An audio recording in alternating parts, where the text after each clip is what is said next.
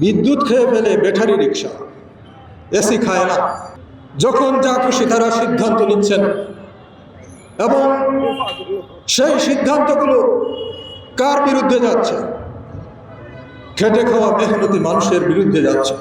বিদ্যুৎ খেয়ে ফেলে ব্যাটারি রিক্সা, এসি খায় না। আমরা বুঝি এই রাষ্ট্র ধনিক শ্রেণীর পক্ষের, এই রাষ্ট্র গরিব মেহনতি মানুষের কথা বলতে জানে না। সিলেটের গরিব মেহনতি মানুষের প্রিয় নেতা বন্ধু কমরেড আনোয়ার হোসেন সুমন, যার 3টা ছোট ছোট মেয়ে আছে, বাচ্চা আছে, তাদের সামনে থেকে গভীর রাতে পুলিশ তাকে নিয়ে গেছে। বাসদ অফিসে ব্লক রেড করে 22 জন রিক্সা শ্রমিক সহ বাসদ নেতাদের গ্রেপ্তার করেছে।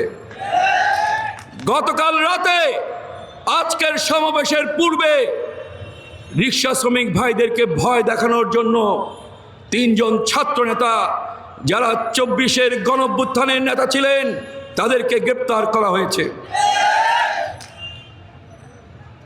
আমি বলতে চাই, সিলেট কি বাংলাদেশের বাইরে? সিলেট কি বাংলাদেশের বাইরে? দেশের বাজেটের 70 ভাগ টাকা আসে এই গরিব মানুষ, শ্রমজীবী, শ্রমিক, কৃষকের মানুষের টাকা থেকে। যে দেশের সরকারের 70 ভাগ টাকা আসে আমাদের শ্রমের টাকা দিয়ে, সেই টাকা বিনিময়ে আমি একটু মর্যাদা কি পেতে পারি না? আমি কি একটু সম্মান পেতে পারি না?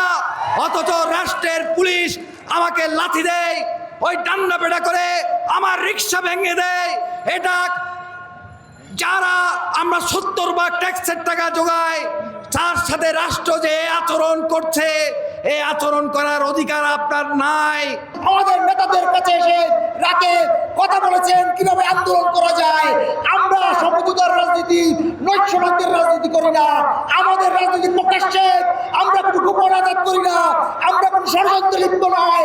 আমরা শ্রমিকদের পক্ষে